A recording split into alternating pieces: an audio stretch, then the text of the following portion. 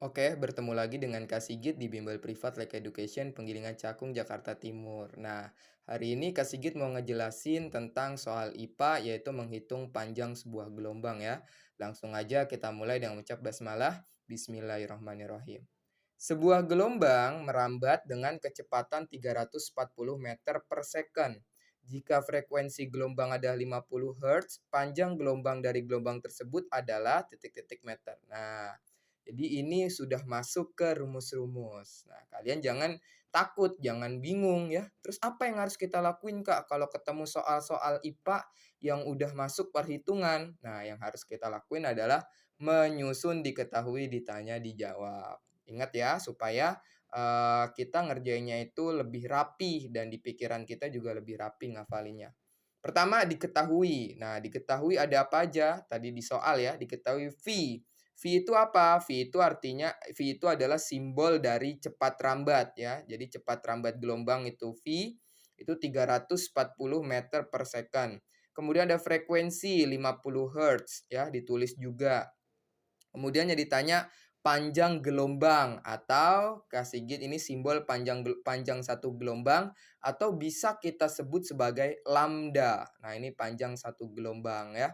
Nah, terus habis itu apa yang harus kita lakuin? Kita jawab. Nah, ini Kak Sigit mau ngajarin sesuatu. Ketika kita ngejawab soal IPA yang perhitungan ya, atau nanti kalian pas udah SMA itu nyebutnya fisika ya, maka yang harus kalian tulis ini rumusnya.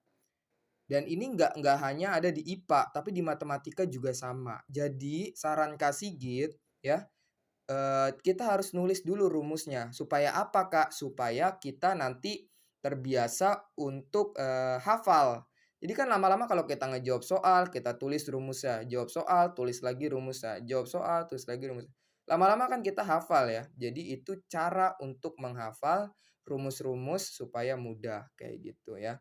Jadi rumusnya ada 2 macam, mencari cepat rambat. Sebenarnya nggak cuma ini doang, ada lagi yang lain. Tapi Kak Sigit mau nulis yang berhubungan sama lambda. V sama dengan lambda per T. V cepat rambat, lambda panjang satu gelombang, T besar apa? T besar waktu, Kak. Salah.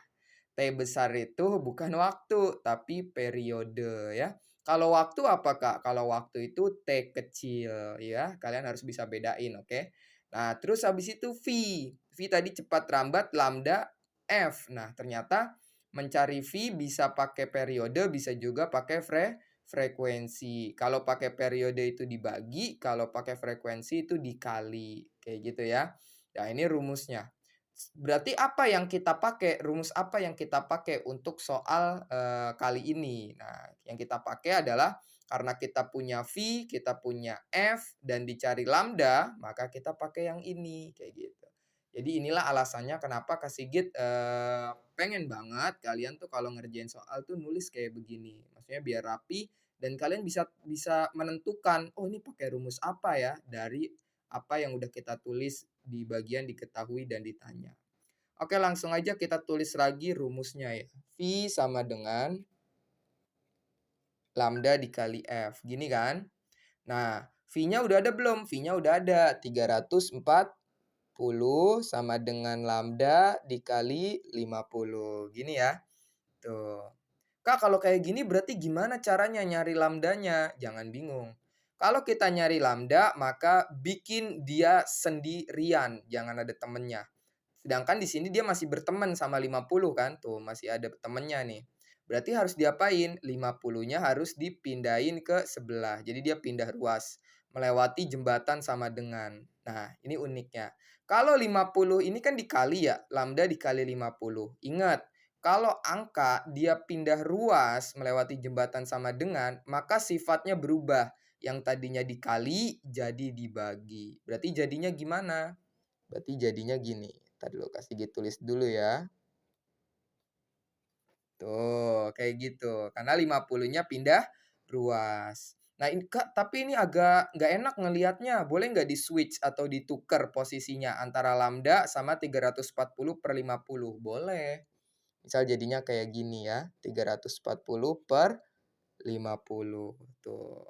Kak, ini sama aja, sama ya. Jadi ingat ya, kalau ini pindah ruas, apapun itu angka, maka sifatnya menjadi berubah. Yang tadinya tadi dikali, berubah jadi dibagi. Yang misalkan plus jadi negatif, negatif jadi plus. Kalau melewati jembatan sama dengan. Nah, ini udah selesai belum? Belum. Berarti lambdanya gimana? Ya kita hitung, kita bagi. Gimana caranya? Ingat kalau ada nol nol berarti boleh kita coret. Nah, jadi sisanya tinggal 34 bagi 5 ya, kayak gitu. Nah, Kak Sigit akan, ngajarin lebih detail pembagian supaya kita tetap ingat ya, 34 dibagi 5. 5 dikali berapa yang hasilnya mendekati 34, ya. 5 dikali 6. 6 kali 5, 30. Terus dikurang.